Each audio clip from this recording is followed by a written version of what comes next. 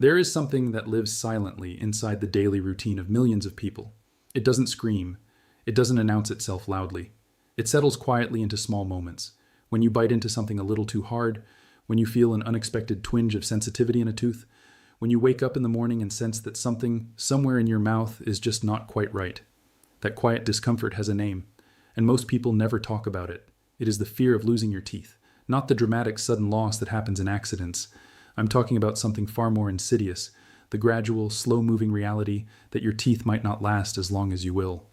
The silent erosion that happens day after day, meal after meal, year after year, the kind of deterioration that dentists see all the time, but that most patients don't notice until it is already too late to reverse easily. Most people push this fear to the back of their minds. Life is busy. There are bills to pay, children to raise, jobs to get to. Dental health often falls somewhere near the bottom of the priority list, somewhere between I should exercise more and I really need to call that person back. It feels distant. It feels manageable. It feels like something you can deal with later. But the truth is that later, for millions of people, arrives as a very expensive and very painful surprise. And that is where this conversation begins. Because the fear is real, the consequences are real, and so is the solution. Think about the last time you bit into something and felt a jolt of pain, or the last time you noticed your gums looked a little redder than usual, or felt slightly sore after brushing. Or maybe you have been ignoring a small sensitivity for months now, telling yourself it is probably nothing, probably temporary. Those are not nothing. Those are signals. Your mouth is one of the most sensitive and communicative parts of your entire body. It registers changes in health, in nutrition, in bacterial balance, and in structural integrity with remarkable precision. When something is off, it tells you. The problem is that most of us have become extraordinarily skilled at ignoring those signals, especially when the discomfort is mild, intermittent, or easy to dismiss. Here is what happens when we do that. A small sensitivity, left unaddressed, can develop into a deeper form of decay. A slight swelling of the gum, dismissed as irritation, can be the beginning of a periodontal infection that, if left unchecked, can gradually destroy the bone structure that holds your teeth in place. The early warning signs that cost almost nothing to address, a conversation with your dentist, a dietary adjustment, a change in routine, become the expensive emergencies that require root canals, extractions, and implants. And those treatments are not cheap. We are talking about a world where a single dental implant can cost the equivalent of several months of groceries, where a comprehensive restoration can reach the price of a used car, where people who put off a simple filling for too long end up needing a procedure that is 10 times more complex and 10 times more expensive. This is the financial weight of dental neglect, and it falls hardest on the people who can least afford it. But the cost of poor dental health is not only financial. There is a human cost that rarely gets discussed with the same directness. Think about what it feels like to smile when you are self-conscious about your teeth. You learn to smile with your lips pressed together. You angle your face in photos. You hesitate in social situations that should feel easy and natural. You monitor your expression in ways that other people never have to think about. And that constant, low-grade vigilance is exhausting. Think about what it feels like to speak closely with someone when you are worried about your breath. You create invisible distance. You tilt your head slightly to the side. You cut conversations shorter than they need to be. You avoid the kind of warm, close interactions that are some of the most meaningful parts of human connection, because something in your mouth is sending a message you never intended to send. And think about what it means to eat with pain or anxiety.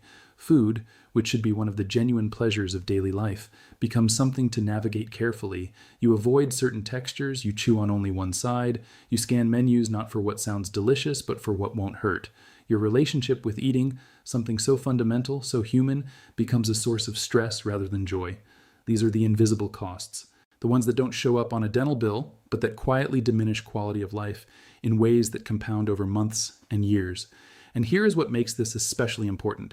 All of it is, to a significant degree, preventable. Before we get to the solution, there is one more symptom worth examining closely, because it is both the most common and the most misunderstood. Bad breath. Most people, when they experience persistent bad breath, treat it as a hygiene problem. They reach for stronger mouthwash, more powerful toothpaste, mint after mint after mint. And they are baffled when the problem keeps returning, because they are doing everything they think they are supposed to do. Here is what is actually happening. Persistent bad breath, what dental professionals call chronic halitosis, is, in the vast majority of cases, a metabolic signal. It is your body communicating that the bacterial environment in your mouth is out of balance. Specifically, it is usually caused by an overgrowth of anaerobic bacteria, microorganisms that thrive in low oxygen environments, particularly in the spaces between teeth, in gum pockets, and on the back surface of the tongue. These bacteria produce volatile sulfur compounds as a byproduct of their metabolic processes. Those compounds are what create the characteristic odor of bad breath. And no amount of mouthwash eliminates the bacteria themselves. It only temporarily masks the compounds they produce. The reason this matters so much is that the same bacterial overgrowth responsible for bad breath is also a primary driver of gum disease and tooth decay. These are not separate problems. They are the same underlying problem, expressing itself in different ways. Which means that addressing the bacterial environment in your mouth, and genuinely addressing it at its root cause rather than its surface symptoms, does something remarkable. It doesn't just improve your breath, it protects your teeth and gums simultaneously. It works on multiple fronts at once because the cause is shared. And the most powerful way to address that bacterial environment is not through what you apply to your teeth. It is through what you put in your body. Here is something that most people genuinely do not know, because it is rarely discussed outside of nutritional science and preventive medicine circles. The health of your teeth and gums is not primarily determined by your oral hygiene routine. Let me be clear, brushing and flossing matter. Regular dental cleanings matter. These things are genuinely important, but they are secondary. They are maintenance tools. The foundation of oral health is nutritional. The reason for this comes down to basic biology. Your teeth and gums are living tissues. They require specific nutrients to maintain their structural integrity, regulate their immune response, and control the microbial ecosystem that lives within them. When those nutrients are consistently present, your oral tissues are resilient, they resist infection, they remineralize effectively, they maintain healthy bacterial balance. When those nutrients are consistently absent, as they are in the highly processed, sugar-heavy, fiber-depleted diets that have become the norm in most modern societies, the foundation crumbles. The bacteria that cause harm find an environment perfectly suited to their growth. The tissues that should defend against them are weakened. And the result is the epidemic of dental disease that dentists are seeing in their offices every single day. The good news, and this is genuinely good news, is that food works the other way too. The same biological systems that are damaged by poor nutrition can be supported and strengthened by good nutrition. And there are specific foods that science has identified as being particularly powerful in this regard. Not superfoods in the marketing sense of the word. Not expensive supplements or exotic powders. Simple, accessible, real foods that most people can find at their local market. 4 of them, in particular, stand out for their impact on oral health. The first food on this list might surprise you because it is not typically discussed in the context of dental health, and yet its impact on the oral microbiome, the complex ecosystem of bacteria, fungi, and other microorganisms that live in your mouth, is profound. Raw, fibrous vegetables. Not cooked vegetables, not juiced vegetables. Raw, fibrous, crunchy vegetables, the kind that require real, sustained chewing. Here is why this matters so much. The act of chewing fibrous food does something that no toothbrush can replicate. As you chew, the fibrous cell walls of raw vegetables act as a natural mechanical cleaning agent, scrubbing against the surfaces of your teeth and along the gum line in ways that remove biofilm, the thin bacterial layer that forms continuously on dental surfaces and is the primary precursor to tartar and decay. But this is only the beginning of the story. Raw vegetables also stimulate saliva production at a level that cooked, processed, or soft foods cannot match. And saliva is, without question, the most underappreciated element in oral health. It contains antimicrobial peptides that actively suppress harmful bacterial populations. It contains calcium and phosphate ions that contribute directly to the remineralization of tooth enamel. It contains enzymes that begin the digestion of starches before they even reach the stomach, reducing the amount of fermentable carbohydrate that remains in the mouth to feed acid-producing bacteria. Beyond this, raw vegetables, particularly dark leafy ones, provide vitamins and minerals that are essential to gum tissue health. Folate, vitamin C, vitamin K, these nutrients support the integrity of gum tissue, the function of the immune cells that patrol those tissues, and the production of collagen, which is the structural protein that maintains the health of the ligaments holding your teeth in their sockets. In populations that consume large quantities of raw, fibrous vegetables as a dietary staple, rates of periodontal disease are measurably lower. This is not a coincidence. The second food is one that has been known to support skeletal health for generations, but its specific role in dental health deserves much more attention than it typically receives. Dairy products and other calcium-rich foods, particularly those that also contain vitamin D and phosphorus. The teeth are, at their core, mineral structures. The enamel that protects them is the hardest substance in the human body, harder than bone, and it is composed almost entirely of calcium phosphate crystals arranged in an extraordinarily precise lattice. When that mineral structure is maintained, enamel is nearly impervious to the acids produced by oral bacteria. When it is depleted, the acids find purchase and decay begins. Here is the often overlooked part of this equation. Enamel is not a static, dead structure. It is capable of something called remineralization, a process in which mineral ions from saliva are deposited back into areas of enamel that have been partially demineralized by acid exposure. This process happens continuously in a constant cycle of demineralization and remineralization that is occurring in your mouth right now, whether you are aware of it or not. When the mineral content of your diet is adequate, when you are consistently consuming sufficient calcium, phosphorus, and the vitamin D required to absorb and utilize calcium, remineralization wins. Your enamel stays strong. Minor acid damage is repaired before it becomes a cavity. When the mineral content of your diet is insufficient, demineralization wins. The enamel thins, sensitivity increases, decay gains a foothold. For people who do not consume dairy, this same effect can be achieved through other calcium-rich foods. Small fish with edible bones like sardines, certain leafy greens like kale and bok choy, fortified plant milks, and seeds like sesame and chia. The source matters less than the consistency of intake. What matters is that your body and your teeth receive a reliable, sustained supply of the minerals they need to maintain their structural integrity. The third food category addresses the bacterial dimension of oral health more directly than any other, and its mechanism of action is one of the most elegant examples of how nutrition and biology interact. Fermented foods, specifically naturally fermented foods that are rich in live probiotic cultures, foods like plain yogurt, kefir, fermented vegetables like sauerkraut and kimchi, and traditional fermented beverages. Your mouth contains somewhere in the range of 700 distinct species of bacteria. Most of them are harmless or actively beneficial. A small subset, particularly Streptococcus mutans for tooth decay and certain species of Porphyromonas and Treponema for gum disease, are the primary drivers of dental disease. The key insight from microbiome research is this: harmful bacteria do not thrive in isolation. They thrive when the overall bacterial community has become unbalanced, when the populations of beneficial bacteria that would normally compete with them and keep them in check have been depleted by poor diet, stress, antibiotic use, or other factors. Probiotic-rich fermented foods introduce large numbers of beneficial bacterial strains into your digestive and oral ecosystem. These beneficial bacteria compete directly with harmful strains for the resources and physical space they need to establish themselves.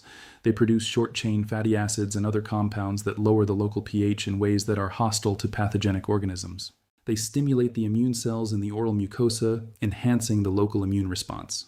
Research specifically examining the relationship between regular consumption of fermented dairy products and oral health has found consistent associations with reduced rates of cavities, lower counts of S mutans, and better gum health outcomes.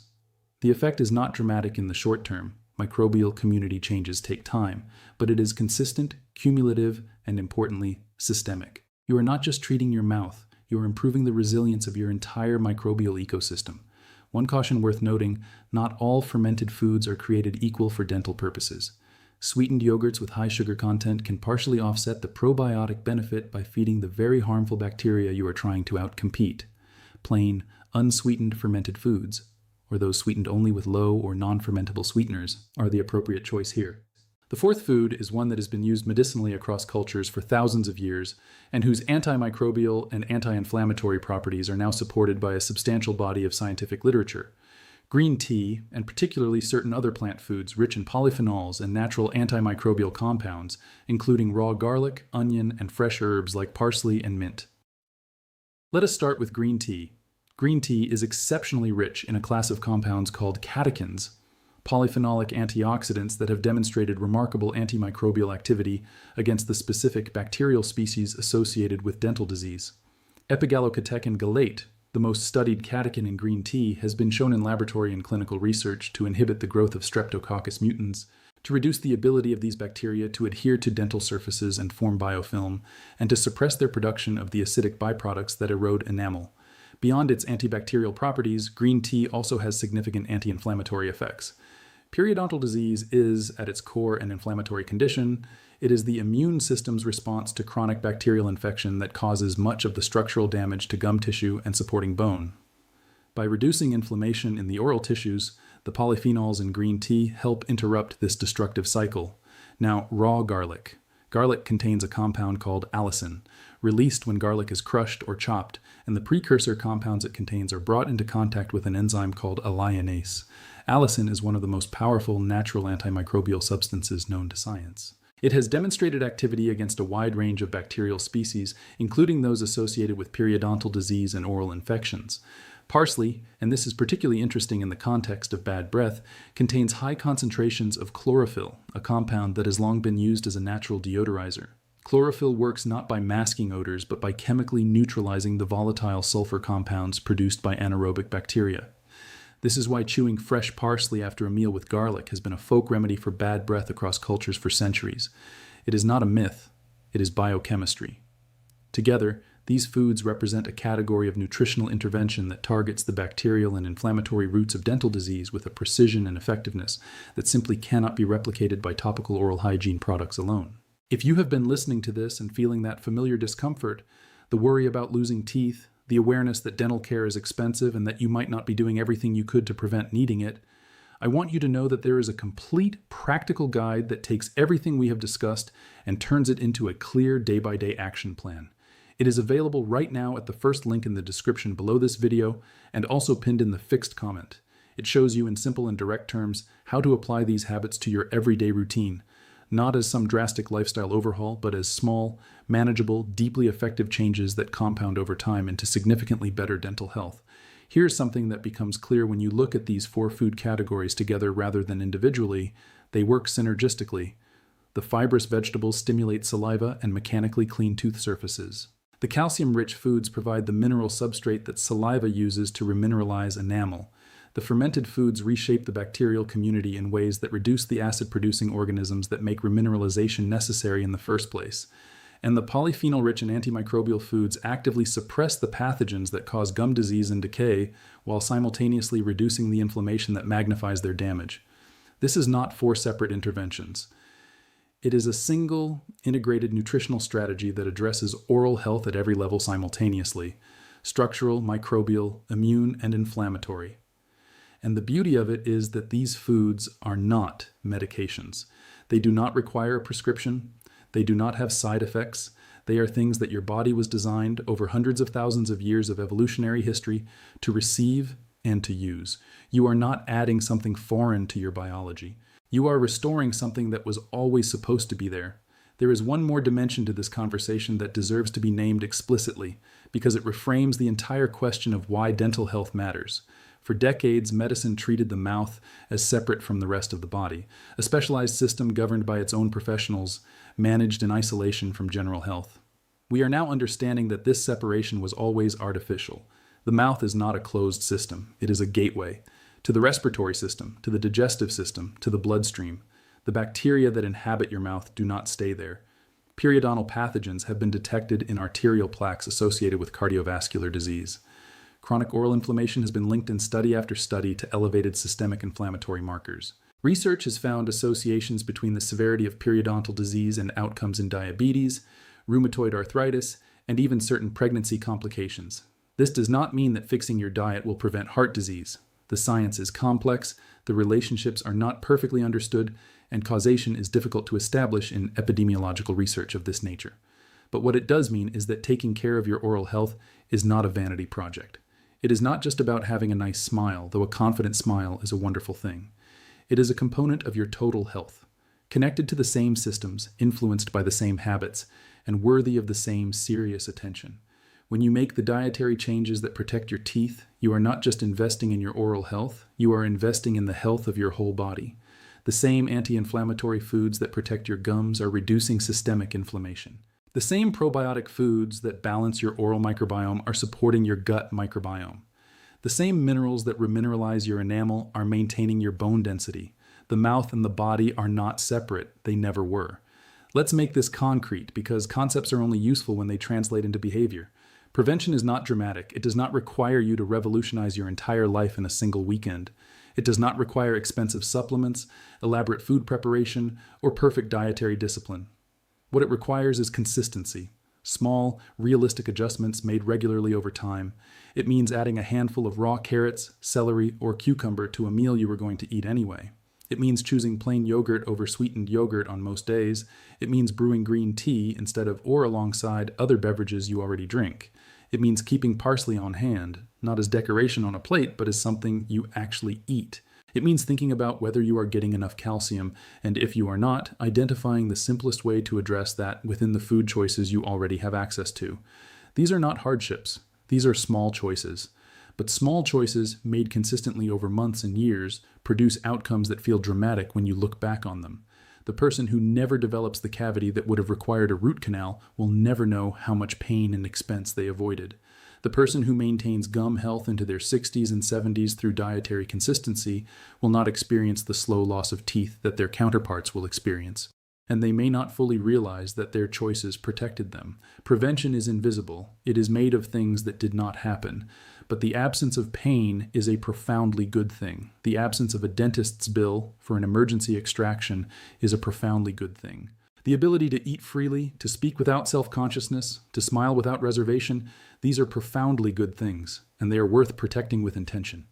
If bad breath has been a persistent problem, one that keeps coming back no matter what products you use, or if you have been putting off taking care of your dental health because the options feel overwhelming or expensive, I want you to know that the approach we have been talking about today gives you something very different.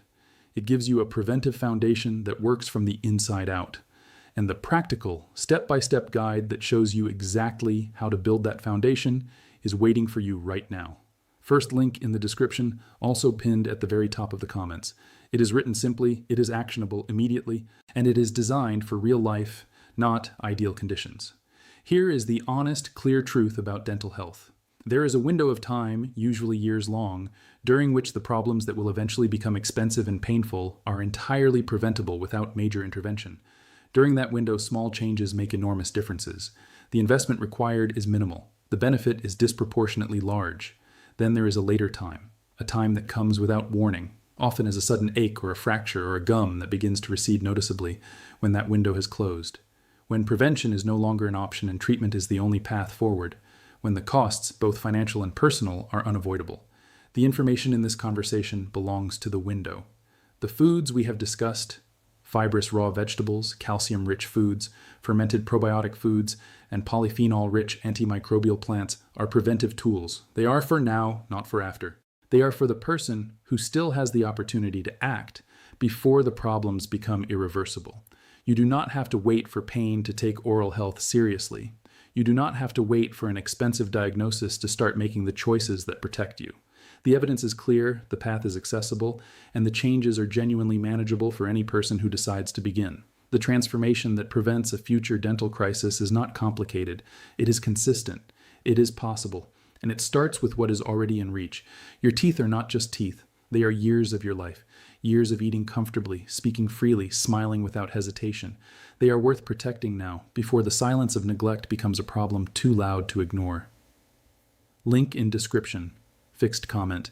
Complete practical guide for applying these daily habits and protecting your oral health before it becomes a costly problem.